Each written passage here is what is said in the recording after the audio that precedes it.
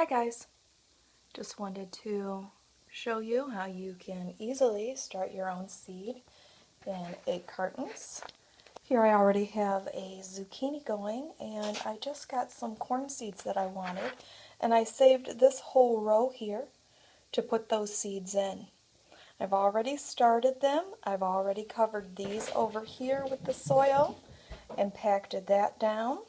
And on top, I just put a little bit, the cat's going crazy, organic seed starter on top, and you can see the different colors in the two soils. So this will eventually get as dark as this when I water it, and it's a good way of knowing how much I have watered. So here is going to be a whole row of corn.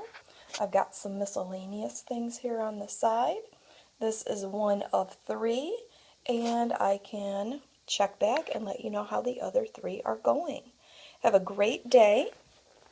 And if you can see here, I have labeled what everything is on the cups before I actually watered them. Once you water them, then you cannot write on them. So pre-designate what you want it to be.